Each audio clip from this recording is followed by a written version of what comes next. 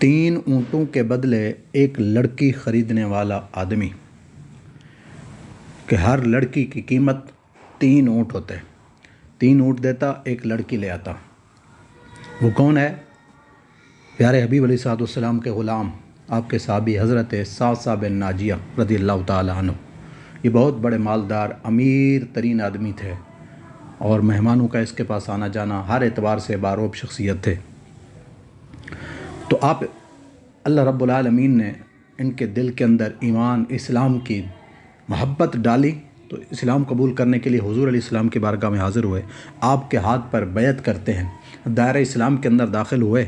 तो उसके साथ ही प्यारे हबीब अलैहिस्सलाम से बातें करते करते ये सवाल कर दिया हज़रत सासा बिन नाजिया ने, या रसूल अल्लाह सल्लल्लाहु अलैहि वसल्लम, जो हमने इस्लाम लाने से पहले दौर जाहिलियत के अंदर खैर के काम किए, अच्छे काम किए हैं, उन पर भी हमें अजर मिलेगा?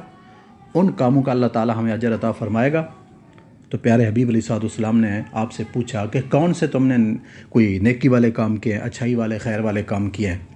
तो हज़रत सासा बिन नाजिया आपसे अर्ज़ करते हैं, या रसूल अल्लाह सल्लल्लाहु अलैहि वसल्लम, एक दफ़ा मेरे 2 ऊँट गुम हो गए, तो मैं उनको तलाश करने के लिए एक ऊँट के ऊपर तीसरे ऊँट पर सवार होकर गया। चलते चलते पहाड़ की दूसरी तरफ चला गया, तो आगे गया कि एक बुज़ुर्ग बैठा है, वहाँ ऊँट मुझे, अपने ऊँट भी उसके पास मिल गए, वो ऊँट मेरे वहाँ मौजूद हैं और उसके साथ एक खैमा है।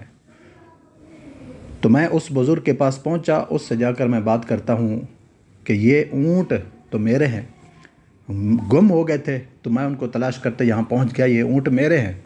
तो उस बुज़ुर्ग ने मुझे कहा कि हमने इस पर कब्ज़ा नहीं किया हुआ, चरते चरते यहाँ पर पहुँच गए थे, अगर आपके हैं तो ले जाओ।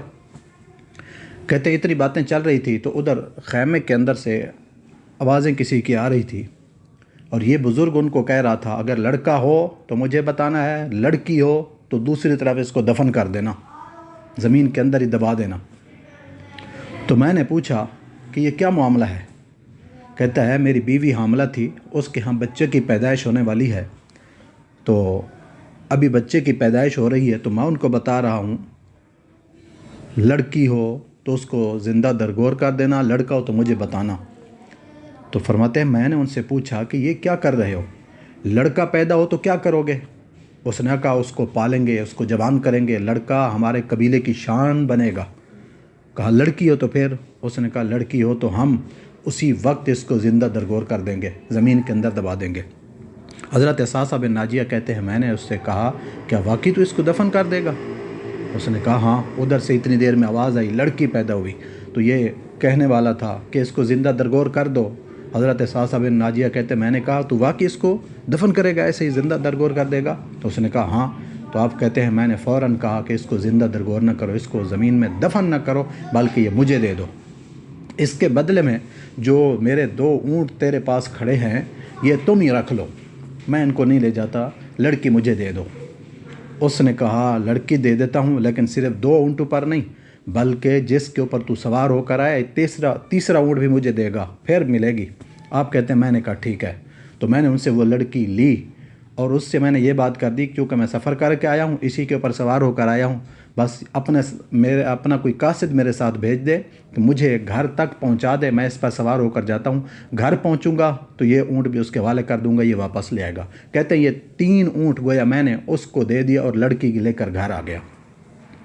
अब मैं उसको पालता रहा घर के अंदर, उस लड़की से मानूस और प्यार मोहब्बत इतना हुआ, कहते हैं मेरे दिल के अंदर मज़ीद शौक़ पैदा हुआ और अब मैं तलाश करने लगा कबीलों के अंदर, जहाँ मुझे पता चलता था फ़लाँ कबीला अपनी लड़कियों को ज़िंदा दरगोर कर देता है, ज़िंदा दफन कर देते हैं, तो मैं वहाँ चला जाता और उनसे वो लड़की ख़रीद कर अपने घर लाता। हर लड़की की कीमत 3 ऊँट मैं उनको देता था, 3 ऊँटों के बदले मैं एक लड़की ले आता।